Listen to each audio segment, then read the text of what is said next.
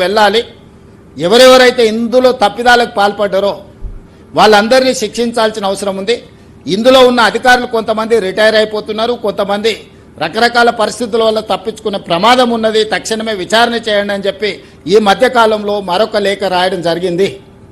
ఈ నేపథ్యంలో ఈరోజు విచారణ చేసి ఇందులో ఉన్న వాళ్ళని శిక్షించడం ఒక కోణమైతే, వేల కోట్ల రూపాయలు 1,50,000 కోట్ల రూపాయల అంచనాలతోటి ఇప్పటికే 1,00,000 కోట్ల రూపాయలు కాంట్రాక్టర్లకు చెల్లించడం జరిగింది. ప్రాజెక్టుల మీద 1,00,000 కోట్లు ఖర్చు పెట్టిన కాళేశ్వరం ప్రాజెక్టు ఇప్పటి వరకు 1,00,000 ఎకరాలకు కూడా నీళ్లు ఇవ్వలేకపోయినాము. ఇప్పటి వరకు 2019లో ప్రారంభించిన ప్రాజెక్టు 2023 వరకు 162 టీఎంసీలను మాత్రమే ఇందులో నుంచి లిఫ్ట్ చేయడం జరిగింది. 20 టీఎంసీలు ఎవాపరేట్ అయిపోయినాయి. 32 టీఎంసీలు శ్రీపాద ఎల్లంపల్లి నుంచి మళ్ళీ కింది సముద్రంలోకి వదలాల్సిన పరిస్థితి.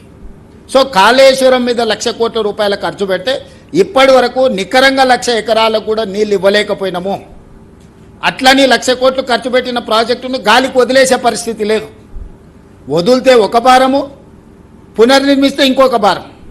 కానీ ఇందులోనే అన్ని చర్చలు చేసి వీటన్నిటిని కూడా రిపేర్ చేసుకొని మళ్ళీ ఈ తెలంగాణ ప్రాంతానికి నీళ్ళు అందించడానికి అవసరమైన పనులు చేయాలని చెప్పి ఈరోజు మేము నిర్ణయం తీసుకున్నాం. దాంట్లో భాగంగానే ఈరోజు సాంకేతిక నిపుణులందరూ 20 తారీఖు నాడు రావాలంటే వాళ్ళందరూ ఎవరు స్టేట్ పరిధిలో ఉన్న అధికారులు కాదు, ఈ రాష్ట్రంలో ఉండేవాళ్ళు కాదు. ఒకరు ముంబైలో ఉండొచ్చు, ఒకరు ఢిల్లీలో, ఇతర రకరకాల సంబంధించిన వాళ్ళు ఒక నెల ముందు మేము డేట్ ఫిక్స్ చేసుకొని ఇక్కడికి రావడానికి పెట్టుకుంటే ఇక్కడ వచ్చి వీటన్నిటిని చర్చిస్తే బండారం బయటపడుతుంది, దోపిడీ ప్రజలకు అర్థమవుతుంది. సాంకేతిక నిపుణులు పర్యటించిన తర్వాత ఇందులో ఉన్న లోపాలను గుర్తిస్తారని ఇదే రోజు రాజకీయ మీటింగ్ వాళ్ళు ఆ పక్కన పెట్టుకున్నారు. ఈరోజు సాంకేతిక నిపుణులందరూ వస్తారు. మేము ఒక పొలిటికల్ విజిట్ కాదు, ఇది ఎక్స్పర్ట్స్ విజిట్. ఎక్స్పర్ట్స్ విజిట్లో పొలిటికల్ ఎగ్జిక్యూటివ్స్ మేమందరం ఇన్వాల్వ్ అయినాం. మా ప్రోగ్రాం తెలిసి అతి తెలివితేటలతోటి ఈరోజు ఆ పక్కన మీటింగ్ పెట్టుకున్నారు. వాళ్ళు మీటింగ్ పెట్టుకుంటే మేము అనుమతి ఇవ్వకుండా ఊరుకోలేదు. మీరు ఏమైనా పెట్టుకోండి, నిజాలు అనేది ప్రజలకు తెలుస్తాయి కదా. ఇప్పుడు మా మీద ఎదురుదాడి. మేము ఈ మధ్యకాలంలో రాసిన లేఖ వల్ల కేంద్ర ప్రభుత్వంలో ఒక కదలికి వచ్చి నేను కేంద్ర ప్రభుత్వానికి మిగతా దగ్గరలో కూడా ఒకవేళ మీరు తక్షణమే సిబిఐ విచారణకు ఆదేశం చేయకపోతే తొందరలోనే ఆందోళన కార్యక్రమాన్ని ప్రకటిస్తాం కాళేశ్వరం నుంచి అని చెప్పి వాళ్లకు సమాచారం పంపడం జరిగింది.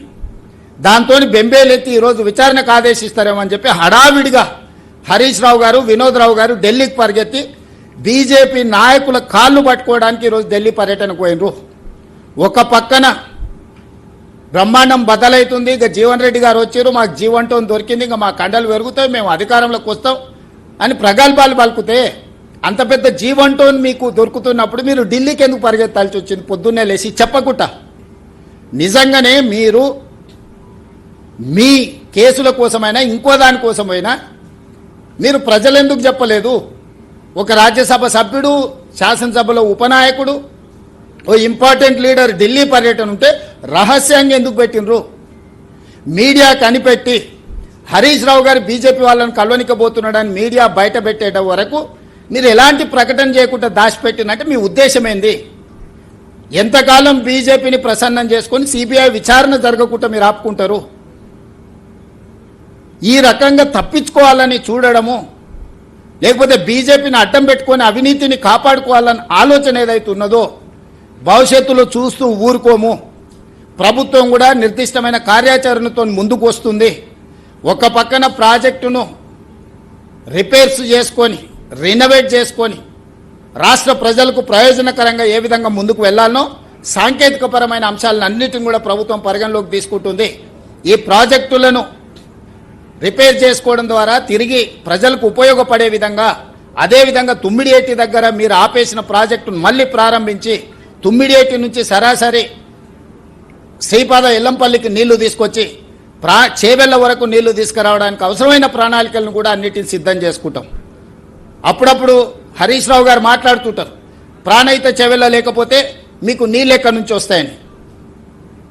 ఆయన తెలివిండి మాట్లాడుతుండా, అతి తెలివితోటలతో మాట్లాడుతుండా, మభ్యపెట్టాలని మాట్లాడుతున్నా నాకు తెలియదు. దీంట్లో ప్రాణవాయువు శ్రీపాద ఎల్లంపల్లి హరీష్ రావు గారు నిక్కరు తొడగకముందే కాంగ్రెస్ పార్టీ కట్టింది. ఎస్ఆర్ఎస్పీ కాంగ్రెస్ పార్టీ కట్టింది. ఈరోజు మేడిగడ్డ నుంచి నీళ్ళెత్తి అన్నారంలో పోసి, అన్నారంలో నుంచి నీళ్ళెత్తి సుందిళ్ళలో పోసి, సుందిళ్ళ నుంచి నీళ్ళెత్తి శ్రీపాద ఎల్లంపల్లిలో పోయాలి. కానీ ఇవి పొయ్యకపోయినా శ్రీపాద ఎల్లంపల్లి ఏదైతే కెపాసిటీ ఉందో, హైదరాబాద్కి తాగునీరు అందిస్తుందో, ఈరోజు కరీంనగర్ లేకపోతే మిగతా జిల్లాలకు శ్రీపాద ఎల్లంపల్లి నుంచి ఎస్ఆర్ఎస్పి నుంచి నీళ్ళు ఏవైతే ఉన్నాయో, ఈరోజు ఆ ప్రాజెక్టుల ద్వారానే తెలంగాణలో అత్యధికంగా వరి ఉత్పత్తి చేసి ఈరోజు పంటలు పండిస్తుంటే మేం కట్టిన ప్రాజెక్ట్ అని అబద్ధాలు చెప్తాడు, చర్చిస్తే రాడు. కాబట్టి ఈరోజు మిత్రులారా,